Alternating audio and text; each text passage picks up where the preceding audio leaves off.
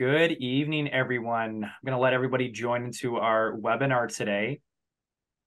As you all know, it's my favorite icebreaker is just to get you started here. I'm going to ask everybody on our call today to use the chat button in our Zoom toolbar and let us know where you're tuning in from.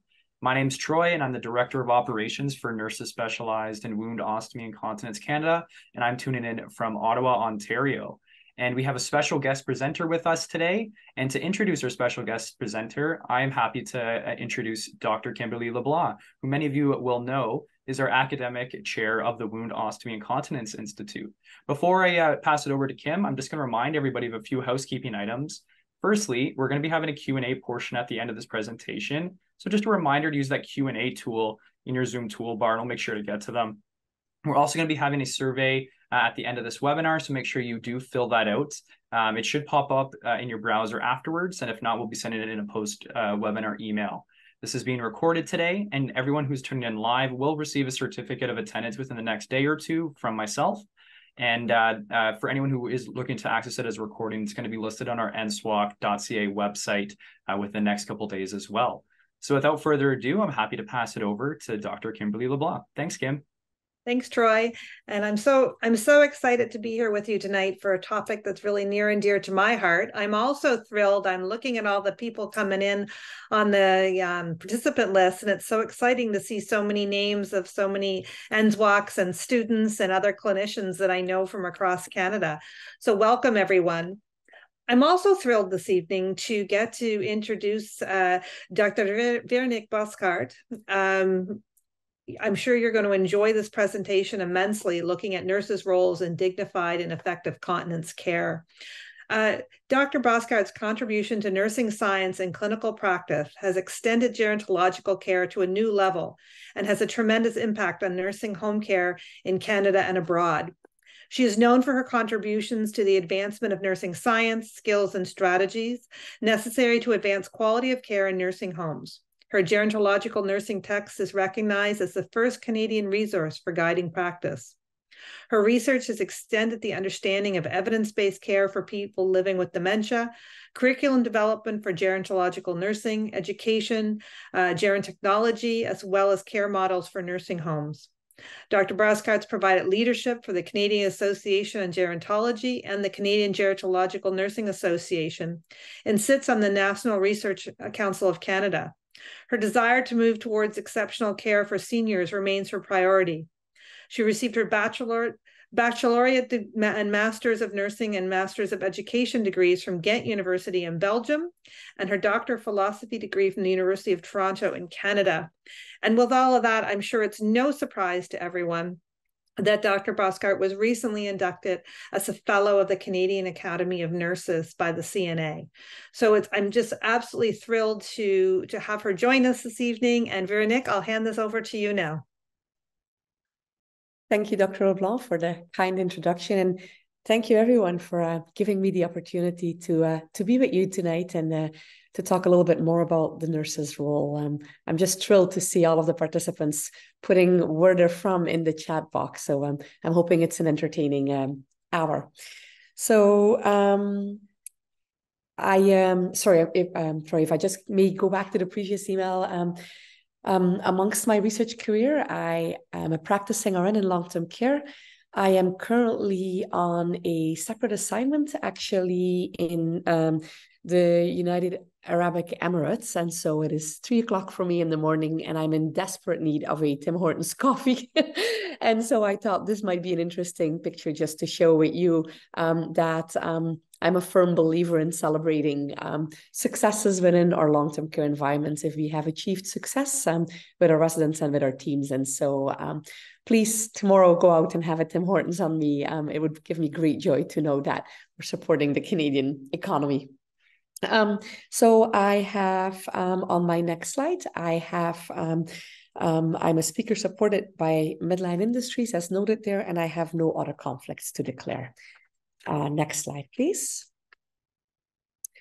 So today's overview really is to look at some of the up-to-date nursing knowledge given the fact that all of you are experts and interested in this topic, and to look at specifically dignified and effective care for those living with urinary incontinence in our communities and in our nursing homes and hospitals. And so, of course, it's important because urinary incontinence has a great negative impact on quality of life. And if properly assessed, diagnosed, incontinence can be treated in many situations. And so we can give back some of that quality of life to our residents, clients, and patients. And so we're going to talk a bit about the care strategies, very briefly touch on pharmacology treatments, but specifically really focus on the role of the nurse as a leader in incontinence assessment and treatment, and then look at some of the practices that we can put in place. Next slide, please. This is one of my patients when I was working. I used to work in the emergency department as a gem nurse. And so I met Mr. Clovis there. My residents and patients remind me why I'm a nurse, and sometimes really trigger my thinking in order to push best practices. So I keep them close to my heart, although this gentleman was in my care many, many years ago, and I do not know what has happened since. But when he came into the emergency department, he was admitted for an evaluation of increased confusion. He lived alone in a senior living apartment in, at the time, downtown Toronto, but the story can be repeated in any type of setting. And he was ambulating slowly with a walker with a past medical history of bilateral knee arthritis. And so obviously, I think all of us recognize the situation. We did an assessment to look at his functional status. And so during the admission assessment, which was for increased confusion, he was found to be incontinent of urine. And he told me that he was that it was difficult for him to get to the bathroom at home. So he chose to void in an incontinence brief throughout the day. And so I can see the nursing brain starting to work about the type of incontinence this was diagnosed with and the nursing interventions that were needed in planning to minimize his incontinence while he was hospitalized. And so he was hospitalized with delirium. The acute confusion was caused by a mix-up in his current medication. And so once he moved from the emergency department onto the medical unit, I did not see him anymore. But as we all know, sometimes it's very, very difficult to really manage a functional incontinence while people are admitted in hospital. And so we'll talk a bit more about that later on. So let's start with what we know on our next slide. And actually, that's a lot. And obviously, as experts and attending this seminar, I think there is a lot to know. And I took this picture this summer, a reminder that there was a nice summer that has almost passed now. But I took this picture for us just to reflect on everything that we do know and that we have learned over the years, initially in our assessments, but also through our practice, and then the shared knowledge that we have amongst each other to really look at a situation quite critically and then identify gaps in which we need to gather some more information. And so as nurses, our entire practice is based on that evidence, and that evidence-based practice that we try to carry forward. And that's something that always can be fine-tuned along the way. So providing a quick overview of what we do know, of course, we have on our next slide, the different types of urinary incontinence, which I will not dwell on for too long, as you're very aware of these. But there is a lot of work that has been completed on the different differential diagnosis of the main types of urinary incontinence. And of course, then the importance is really on assessment, diagnosis, and treatment. With urgency incontinence, of course, the inability to delay urination due to sudden bladder contractions, frequently happening at night, also sometimes described as an overactive bladder. We have stress incontinence, which is the leakage of those small amounts of urine because of the increased intra-abdominal pressure and muscle weakness in the urinary system. We have functional incontinence, which the previous gentleman, Dr. Clovis, was presenting with, really not being able to get to the toilet in time because of an issue outside of the urinary system, and then overflowing continence, which is that description of dribbling of urine associated with that distended bladder, causing difficulty with voluntary voiding. And of course, a lot of older people present with a combination of these types, which of course is known as multifactorial incontinence. And so on this slide, you kind of see that represented in a visual way, with symptoms and occurrence of urinary incontinence kind of being a bit mixed, with the importance, of course, of our assessment. So when we look at the next slide, we do know that urinary incontinence, unfortunately, is quite common, especially in the older adult population, which you see here. So we do know worldwide, it's estimations are out there that it's between 30 and 65%. In Canada, we see numbers of 50 to 70% of people that could live with urinary incontinence. And so those are high numbers. And so from a prevalence perspective, it really puts the importance on making sure that the next generation of nursing students really knows that this is not a small problem and that assessments need to be done diligently on anybody who is suspect of urinary incontinence. So on our next slide, we talk a little bit more about the impact that can have on people. I was once told by a patient that was suffering from urinary incontinence that it was like living with a cloud hanging over them, that constant feel that something is going to happen and not knowing how to respond or to react when there is an accident, and being afraid of something happening to them when they were out in public. And so no surprise that urinary incontinence is significantly related with social isolation and a decreased life space regarding activities outside of the home.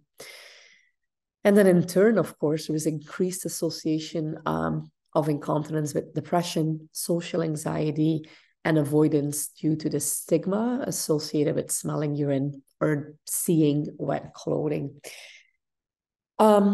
There is quite a bit of qualitative research completed that to counteract some of that fear and that anxiety, women, especially that live with incontinence, suffer of high rates of depression. They also have financial burden as they are sometimes unable to work outside of the home, or they are nervous about doing that. And they do have to spend quite a large amount of dollars on protective garments, especially if they have not been assessed for the right product. And so older women who are admitted to a nursing home subsequently may lose their ability to live independently due to the caregiver burden. And so I think even before this webinar started, we talked a little bit amongst the smaller group about specific situations in which that resulted into an admission to a long-term care home, and then was associated with the risk for falls and, of course, hip fractures. And then lastly, of course, other negative outcomes or UTIs are a very common problem. Acute UTIs, chronic UTIs leading to sepsis, delirium, and things like that. And so this is really a big challenge that I think we play a very important role in, especially those of us that are nurse continency advisors or have completed that additional training. I am not one of them, but I think people very much focusing with that expertise on those assessments and treatments have an important role to play. So on our next slide, we talk a little bit about an additional challenge with this population is that UI is often underdiagnosed because patients, clients, residents might feel embarrassed. And there really is a false belief out there that urinary incontinence is a natural part of getting older. And so I think there's some understanding that for women post-pregnancy, there might be a temporary or longer-lasting urinary incontinence problem. But with older women, I often hear people say that to me is, now that I'm getting older, I know that's part of the deal. Having some leakage or dribbling problems. And so that's one stigma or false a fact of knowledge out there.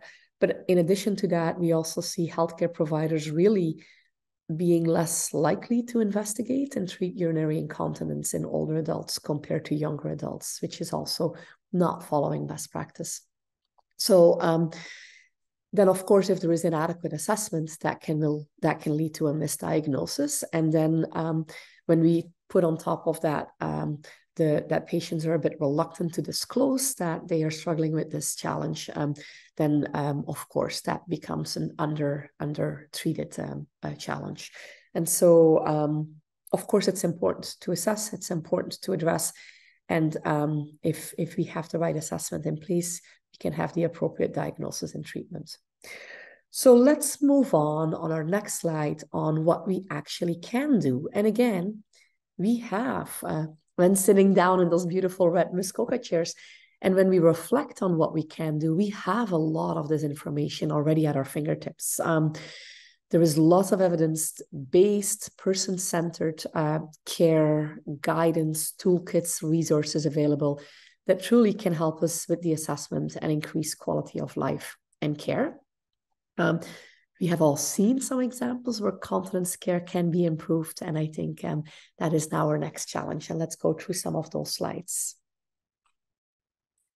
So, as always, let's start with a good assessment. Every nursing process starts with that comprehensive approach to trying to understand what is the baseline, what is going on. And it really, that assessment is the foundation of our practice. I often see more junior nurses kind of skipping some of those parts because they're following the more experienced nurses who are looking at all of these different bits and pieces and putting it together rapidly. And so less experienced nurses just sometimes really have to go through the steps to check the boxes to say this is not the case and this is the case happening. So, of course, many causes or contributors to urinary incontinence, and as often seen in practice, some of our clients, residents, patients present with multi-comorbidities, which makes that a little bit more challenging to tease out. Some of the ones that I really want to highlight are two conditions. They have the highest correlation with urinary incontinence, and that's, of course, sleep apnea, which of course makes the body feel that they're constantly in that volume overload and thereby increasing the urine production and the urinary frequency. And so there's lots of scientific evidence out there that treatment with a CPAP machine does improve urinary symptoms. And then the second condition that is highly correlated with urinary incontinence is obesity. And of course, we'll talk a little bit more about lifestyle changes in order to address some of that. And then there's a list here of additional conditions that can cause urinary incontinence, which include a lot of chronic illnesses. And so, of course, the older we get, the higher the risk of collecting some of those chronic illnesses along the way. And so important in our assessments is when we see some of those chronic illnesses pop up to automatically assume that we should do an assessment for urinary incontinence. Excuse me. So on our next slide, I just want to quickly highlight the standardized assessment put together by Interi, or what is frequently called as the minimum data set assessment, because I do realize that there's a lot of people here from both rehab or long-term care settings. And so the LTCF as well as the MDS 2.0 assessment has a separate section that's completed specifically on urinary incontinence on admission in long-term care quarterly, as well into rehab quarterly, as well as in the home care and community settings. And then, of course, when there is a change in health status that is significant. And so specific assessment items that are picked up there is the transfer or the toilet use, the mode of transfer, being continent or incontinent in the last 14 days, fluid intake, the use of diuretics, and then any abnormal lab values and medications. And so those are really triggering factors often for myself in long-term care to delve a little bit deeper into their continence status if one of those would pick up as being a risk. And so that might be a helpful assessment tool to look at if we see what's happening there. And then, of course, our monitoring records, to really have a good understanding of our baseline. I know a lot of you are using those to really see what is happening over a longer period of time in order to collect that baseline assessment data. So on our next slide, then, after we've done a strong assessment, we have the information, hopefully, to start looking at our care plan for to select appropriate nursing interventions. And so, of course, without saying, I include here that all of that needs to be documented so our colleagues can continue with intervention, implementation, and then evaluation as well.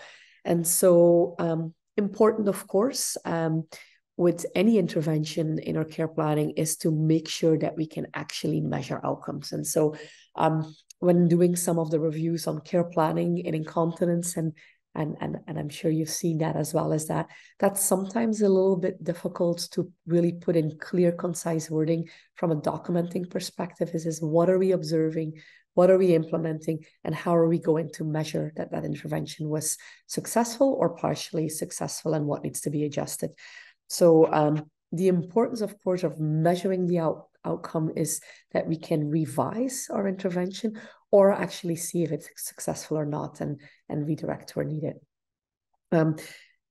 Within the community and within long-term care, this is even more important. In the community, it is important because we often work with care partners that are not prepared or have gaps in their knowledge on how an intervention could work. And so to inform our own clients and their family care partners about the strategies and interventions we put into place is important to the plan. And within long-term care, it's very important to work within teams with PSWs or HCAs to make sure that we're all following that same route in order to see impact of what we do.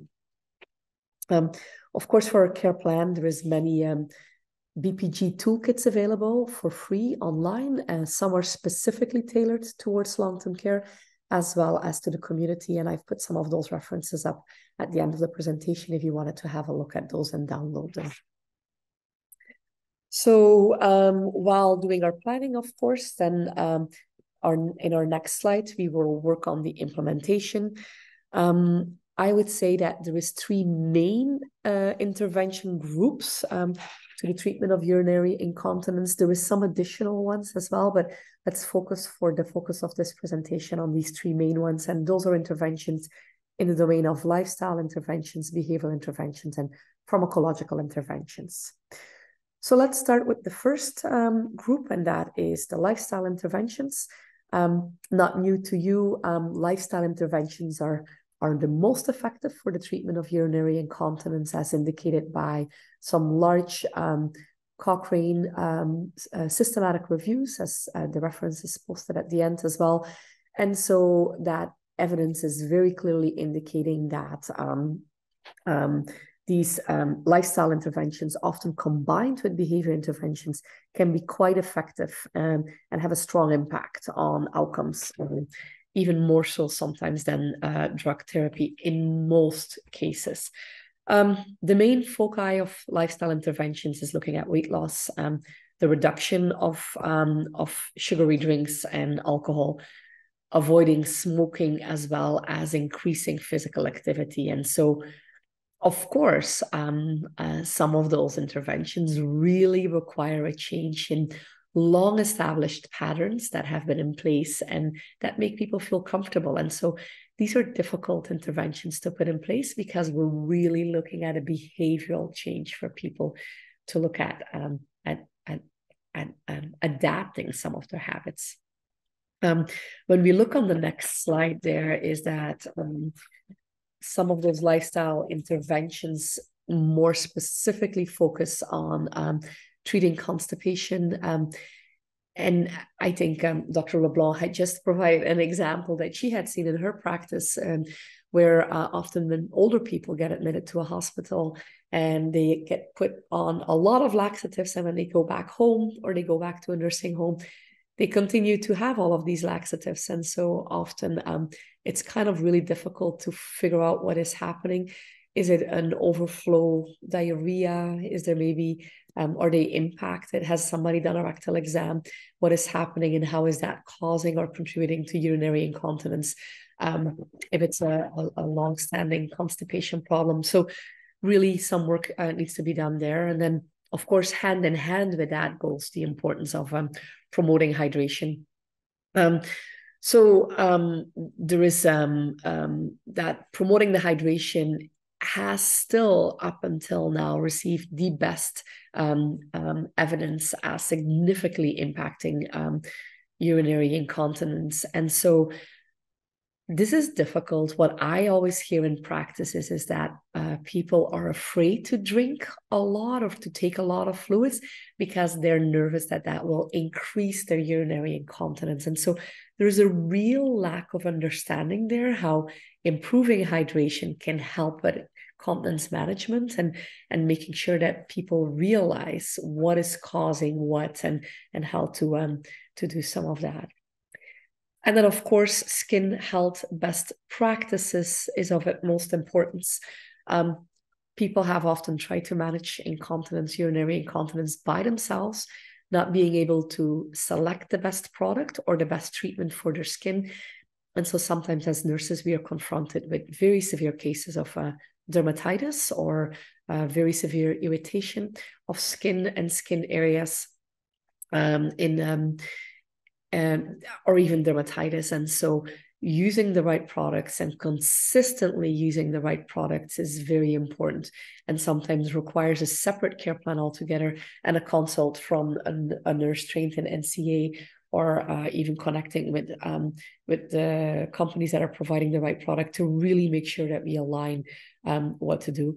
I think myself as a nurse and you as well have seen if the right treatment is put in place for the skin, we can achieve very good results in a very short time, but we really need to stick to a good care plan there on improving the skin if there is concerns there. So then moving on to some of our behavioral interventions on the next slide, please. We see that there is a strong emphasis here on pelvic floor muscle training and scheduled voiding. I will very briefly touch upon that. There is, again, strong scientific evidence that pelvic floor muscle physiotherapy and exercises are invaluable in the treatment of incontinence for women of all ages and also has some evidence of efficacy in men. And so that, of course, should be a first-line treatment for all patients who can cognitively and physically participate in that. And even for those living with some form of cognitive impairment, it might be worthwhile to see if one can trigger the muscle memory of doing some of those exercises. And if there is support from physio or therapy there, that is fantastic if you have access to that in your clinics. Of course, patient education or client education is of paramount value here. And we also see that the scheduled voiding regimen with gradually progressive voiding intervals can be very useful. But there is still, I see some different opinions in the literature on the pathophysiology underlying some of the scheduled voiding regimen, with some hypothesis there that improved cortical inhibition for the truther contractions can be useful, as well as really looking at urethral closure. And so overall, I think the science there indicates that there is evidence to promote scheduled voiding. The exact mechanism underlying some of that might not be fully fleshed out yet, no pun intended, but we do know that the effect of scheduled voiding can have an impact. Timed voiding, however, is a bit of a different issue altogether. I have seen both success with that or no success at all, and you might have seen similar results in your practice. It seems to be helpful with older adults, having a caregiver at home or in long-term care that can assist with that. But if it's ineffective in that first 72 hours, then it is likely not to be effective moving forward, and that trial can be stopped. So that's I would say is an interesting approach. I think following the client or the patient lead or the resident lead and see what the outcome is with clear and precise observation is necessary there. Then moving on to the third group of interventions, which are pharmacological interventions. Because behavioral interventions such as pelvic floor muscle training and bladder training have been shown in most cases to be just as effective as drug therapy, in some studies, a trial of non-pharmacological therapy is warranted before moving into drug therapy, especially for those who are frail and those who present with multiple comorbidities and polypharmacy. However, if you have younger clients or patients in your care who do not have comorbidities or polypharmacy, then one can advance sooner to drug or pharmacological interventions, because it's a more clearly lined assessment and treatment options available there. So, and on the next two slides, I very briefly will go into the pharmacology treatment. We can easily spend probably 2 hours just on that. And for the purpose of this presentation, I kept this very short, but happy to discuss more offline or in a different meeting with you individually. And so following the nice clinical guidelines that have been published initially in 2006 and have been updated since, and the NSWOCC clinical practice guidelines as well in the Cochrane database for systematic reviews. These are the main medications for treating urinary stress incontinence. And of course, that's topical vaginal estrogen, especially useful for post-menopausal urinary incontinence if there is atrophy or estrogen deficiency. Making sure that we keep a caution in place for women who are at increased risk for estrogen-dependent cancer. And then the management of stress urinary incontinence specific drug, duloxetine, is approved in the UK, to the best of my knowledge, still not in Canada, but does present itself in the review studies with adverse events for at least 1/3 of the patients that are using it. And so careful monitoring is warranted there. For those that can be prescribed this medication. Not sure if that will be the case in Canada. Then for mixed urinary incontinence, of course, one would treat as per dominant category for urge or overactive bladder as what is presenting, and adapting the treatment as needed. So on our next slide, then looking at that overactive bladder or urge urinary incontinence, there's two main classes of medication there, the anti-muscarinics and the beta-3 adrenoceptors, of which there is just mainly one medication that is being used currently. And so just making sure that for some patients, there again is some side effects, and for others, this can work quite well. Of course, the beta receptor activation for the bladder wall can promote some of that relaxation and then activation. And so it can really increase the bladder relaxation and the storage of urine, which provides better control of the bladder, of course. And so any option from either of these classes is, of course, first line. And you as a practitioner would recommend the medication based on the patient's comorbidities, current medications that they're taking, any side effect that they would experience, and ease of use, and the cost, if not covered. And so then vaginal estrogen would be the third line for stress and overactive bladder, and first line will be non-pharmacological strategies. So I realize that's a very quick overview of medication. So let's move on to our evaluation in our nursing process. So of course, our last step in any nursing intervention is to look at that and to see if we have to adjust our treatment plan. As always, observing care outcomes is instrumental to see if we're on the right track and if the patient, client, resident is aligned with what the outcomes are that we're achieving. One item I really want to highlight here on this slide is that it is incredibly important to also have the conversation with our clients, residents, patients on selecting the most appropriate product. And I am 100% sure that I am not the only nurse on this call that have seen very creative and absolute misuse of products. As a result, people still have leakage of urine at times where really we should be able to prevent that with containment products. And sometimes it's just really the wrong product that people are using because they are not aware that other products are available.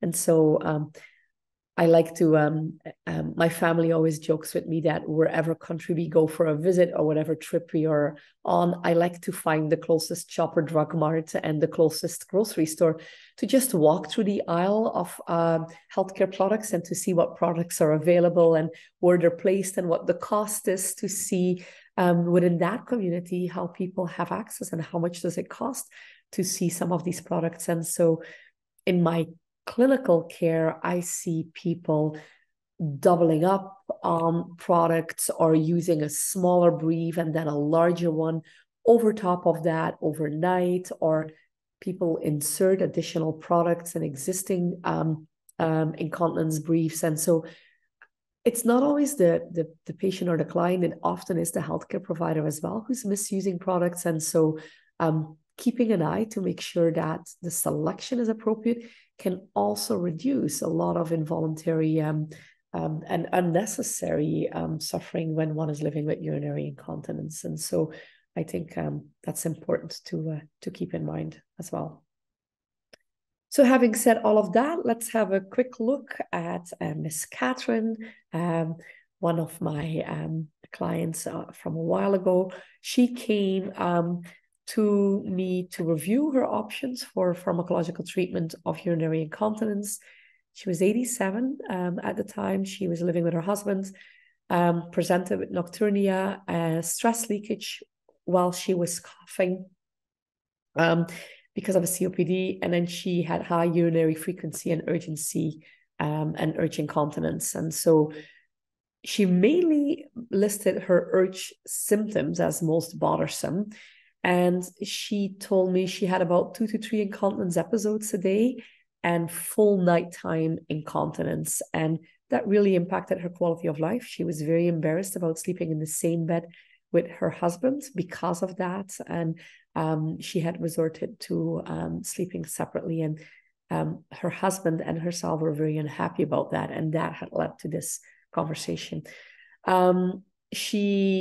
She told me she had tried everything non-pharmacological, and she had reduced her caffeine. She had reduced fluid intake in the evening. Her daughter was a nurse and was involved in some of those decisions. She had taught her mother to do Kegel exercises and bladder training, and none of that had really an effect. And so Miss K had a well-controlled diagnosis of diabetes. With that came hypertension, osteoarthritis. There was some signs of starting of cognitive impairments, but it was a non-diagnosed start of cognitive impairment. But one of her main medical histories or diagnosis was COPD, and as a result, atrial fibrillation and edema in her lower legs. So on the next slide, I just wanted to give you a quick overview of her medications that she was on. And just even looking at that, right away, there was some interesting things happening there. Her furosemide, 40 milligrams daily. There was a lot happening there that we could adjust, and in collaboration with the physician at the time, we were able to have a bit of a look at that and started to adjust some of that. This lady was fully covered for her medication under her pension plan, and was also able to, with the support of her daughter being a nurse, being able to put a plan into place. And so I think what was happening here, or what we ended up doing here on the next slide, was that for the management of her stress incontinence, we really wanted to optimize her COPD symptoms. And so I listed that on the next slide. One of the main things that we looked at was to really minimize her cough, because that caused that contraction of the bladder and her cough, as well as looking at the chronic cough at night when she was laying down. That was a problem. She did not have an indication of depression, and so there really wasn't an indication for duloxetine. And we did prescribe, or the physician suggested to that it was worthwhile to try vaginal estrogen for her stress and urge symptoms. And we started with a trial there before we did anything else, and then making sure that we took some of those situations in place. And so we also looked at looking at Myra Begren and sorting out her hypertension, right? And so, yeah, thank you for moving that. And so just even changing some of that medication led to partial relief of her symptoms.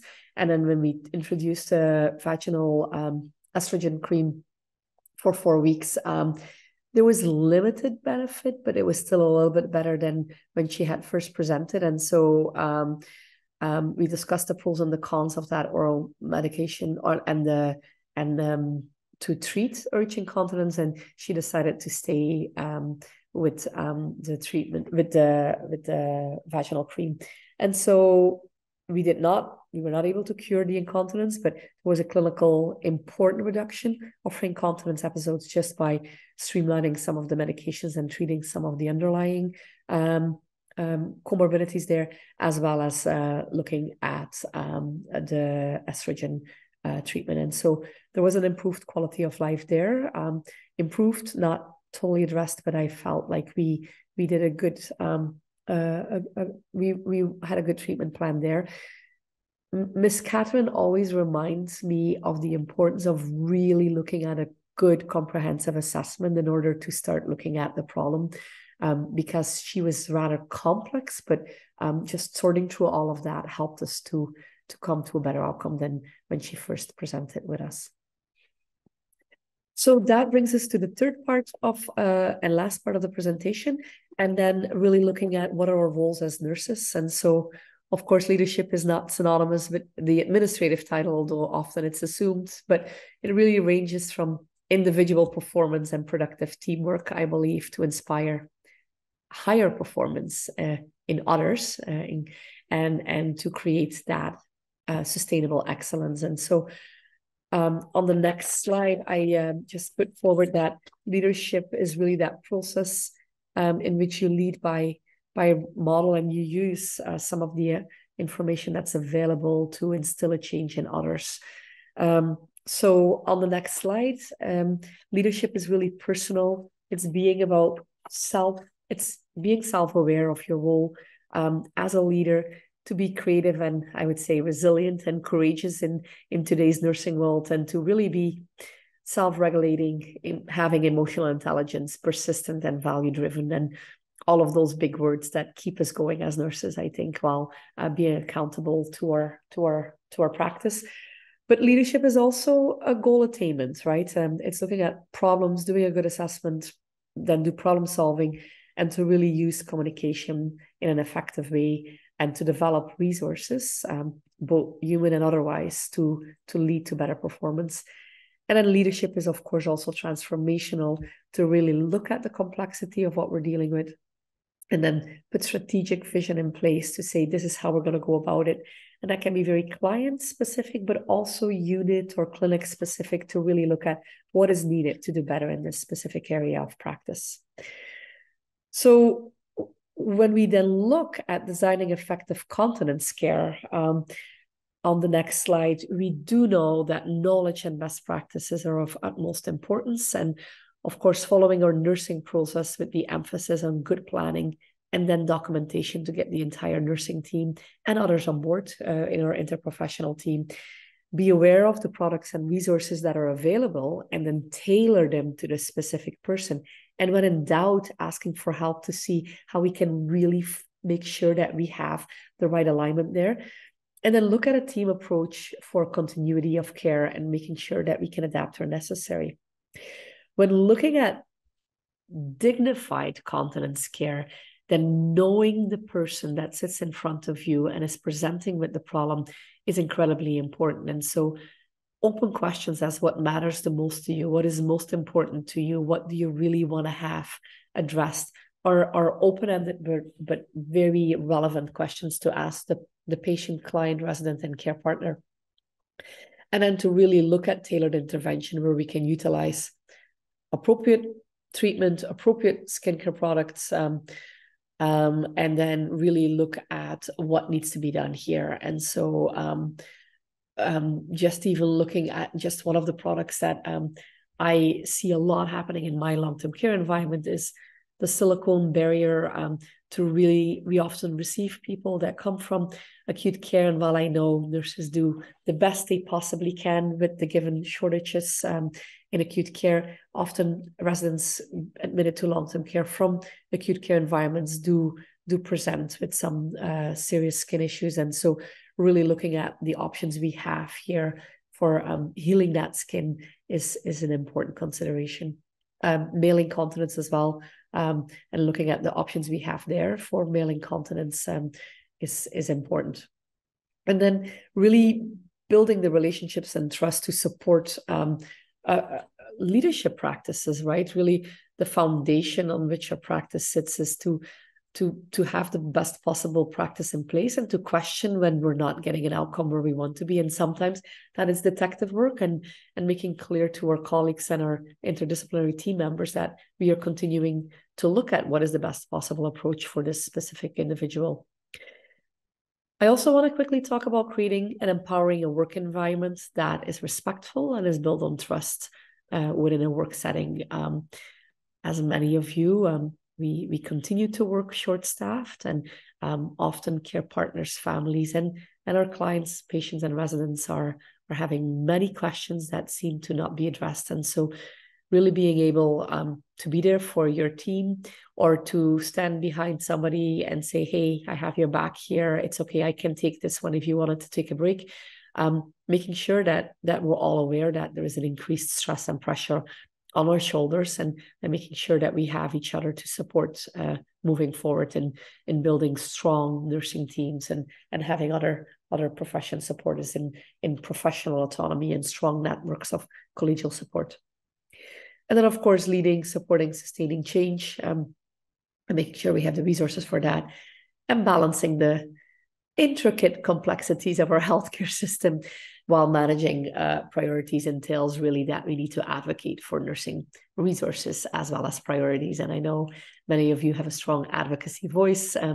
Don't underestimate the value of advocacy and your professional organizations in moving forward what is needed for nursing in order to provide the best possible quality of care. So I've put on the next couple of slides some very straightforward recommendations, I think, that you can pursue at your leisure. But personally, I think making sure that you have resources for effective leadership, meaning that you need to have time in order to think strategically, as well as having your professional nursing identity and making sure that you take care of you in order to take care of others. And then supporting or investing in those that are going to follow in our footsteps. I am always surprised when I've been asked how long have I been a nurse, and I like to say it's 20 years, but to be honest, it's a lot more than 20 years. But every time I say the number, I'm thinking, wow, like I must have graduated from nursing school when I was 6 years old, because how can I have been in nursing practice for that long, close to 30 years? But that really means that I need to impart my knowledge and resources to that next generation in order to really give some shared knowledge and best practices to those that are going to take over from all of us over time. And so investment in that next generation is very important. So having said that, I had one more case study for Ms. Joy. She is 66, just very recently widowed, lives alone in an apartment, but came to us with urinary incontinence, and then presented that she had been living with urinary incontinence for the last 5 years, and that the frequency presented was about 10 times a day, 4 times at night, and it was a clear leakage with urgency. She used pads during the day, about 4 to 5. Had no history of UTIs, no issues with constipation. Her hydration was up to 6 cups of water. Had a type 2 diabetes diagnosis a couple of years ago, and did present with hypertension. And so her medication were metformin, furosemide as well. And as soon as I see furosemide, I kind of start delving into that. And she also took lorazepam. And so very quickly here, there was evidence of urgency and stress incontinence on history and physical exam. And then a bit slower to get to the washroom with arthritis that was not diagnosed nor treated, and so that did impede her ability to get to the bathroom fast enough. And so there was a clear multifactorial incontinence happening here, with the furosemide causing urinary urgency and frequency, and then polyuria. There was a lot of caffeinated beverages being consumed, and a poorly controlled type 2 diabetes with glucosuria causing that high frequency. And so at night, of course, the fluid got redistributed, and caused some of that happening at night.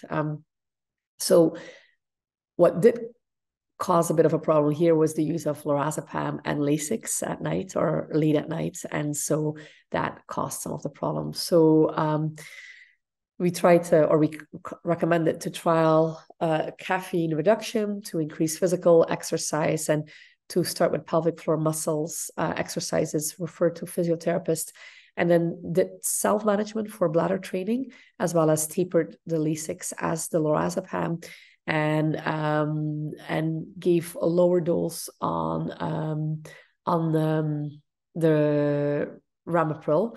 And so she was able to cut down. I only saw her one more time after that initial assessment, that she was able to cut down some of the caffeine.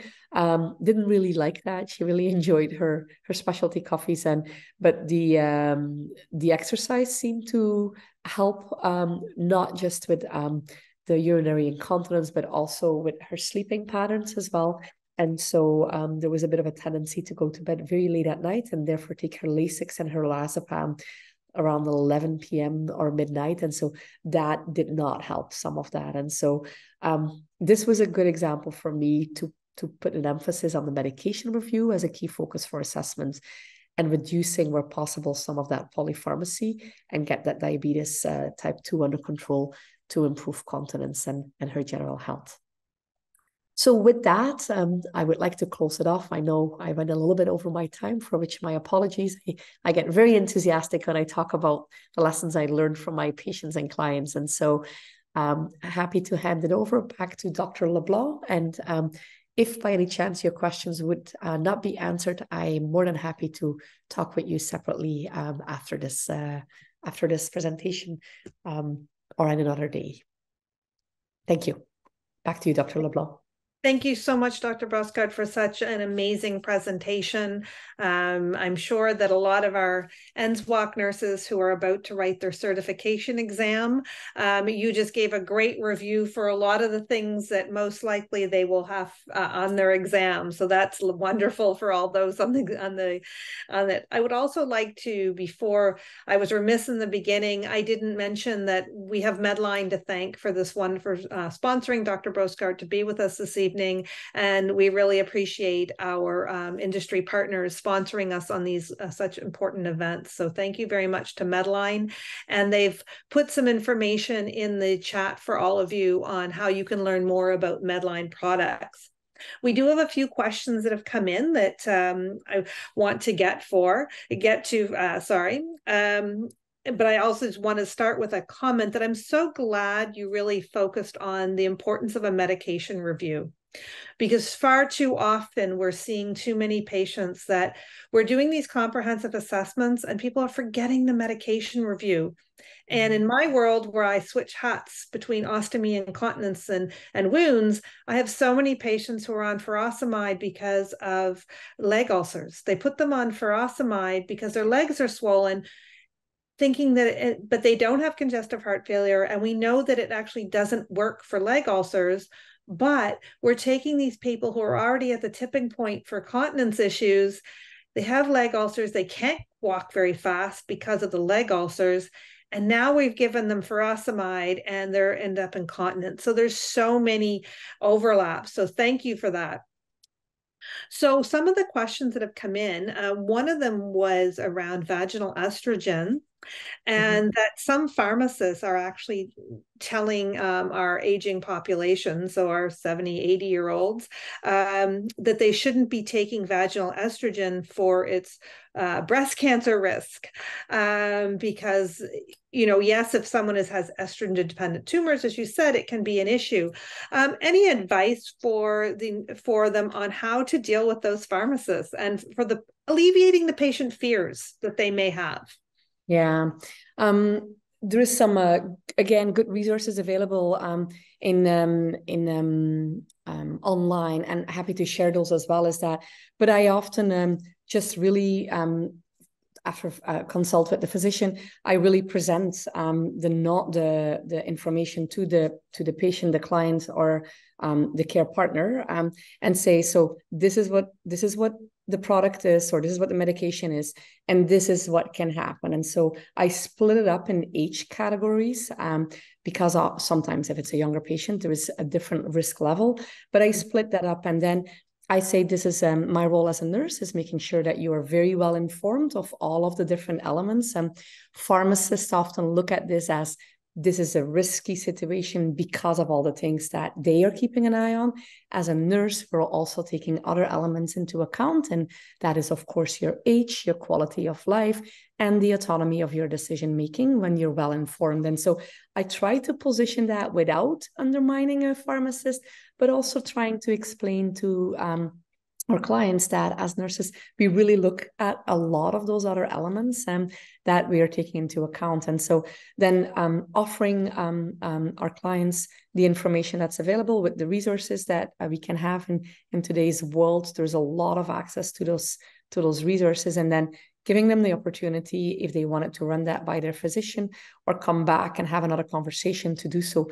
I don't very often see people coming back to me as a nurse, but maybe they are checking the information somewhere else. But sometimes clients are not always aware, I think, that nurses and pharmacists come from a bit of a different perspective, with the ultimate goal to collaborate strongly, right? But I think good information and making it very clear that people have, that there is risk factors, that there is age to be considered, that there is quality of life to be considered, and that any client has the decision autonomy to do what seems to be best for them. And so it's how I try to address that. I love that. I love that approach, and especially the don't undermine our colleagues, but at the same time, as nurses, we can offer so much more in terms of not more than the pharmacist, but as you say, same body of knowledge, but from a different angle. Yes. So another question that came in is duloxetine. Is it off-label use for incontinence management? I've seen my patients on it, but hadn't considered association with incontinence treatment. So yeah. And so some evidence in that Cochrane review I cited on that. Again, as with any pharmacological treatment, right? If it is an older, frail, high comorbidity type of person, then really looking at behavioral and lifestyle interventions first before resorting to pharmacology. If that is not the case, this person is at a different stage in their life, younger and no comorbidities, worthwhile if it's tailored to the specific problem. As with any pharmacological treatment, it really is the patient or the client's experience that needs to guide the continuation or the adaptation of medication. I sometimes see people that are so desperate to have something done that they are willing to give it a try and see what works and what doesn't work, and then taking it from there, right? Sometimes after 10 days, people say, yeah, this is fantastic. I want to continue with that. What I find sometimes interesting, Dr. LeBlanc, is that because we're always proposing different interventions at the same time, right? We're doing lifestyle behavior intervention and then some pharmacology intervention.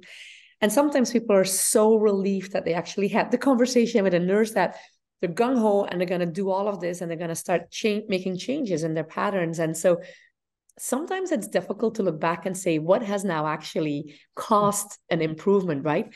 But it doesn't matter because this person sitting in front of me has seen an improvement, right? And so they've made some changes in lifestyle, they've made some changes in behavior, and now we're starting to use maybe a medication. And so there is an improvement, which is fantastic. And so I do tell them that there is probably a combination of different things happening, which is great. And so we might want to reassess the need for the medication further on, but let's give it a try and see what's happening in the next 4 weeks and see how you experience your symptoms. And if there is any change, we can bring it back to the clinic and see what's happening there.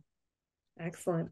Well, one of the things I think is a theme that has come out in your presentation is the fact that when we have nurses who are well-versed in continence management, that we bring hope to hopeless situations, that we offer our patients hope. And, you've certainly highlighted that so well with us this evening. We have reached the end of our time. So I would like to thank everybody for coming on this evening. I encourage you to please, contact Dr. Boscart if you have any more questions. And I think that we can all agree that we would love to have you come back again and speak with us. It's been such a wonderful hour. It just flew by. It's been so wonderful. And now that we've made the connection, I'm really excited to collaborate with you. I would like to thank the Medline team again for sponsoring this event. I think we can all agree it's been fantastic. Reminding everybody to please fill out your post-conference or post-webinar survey for us, please.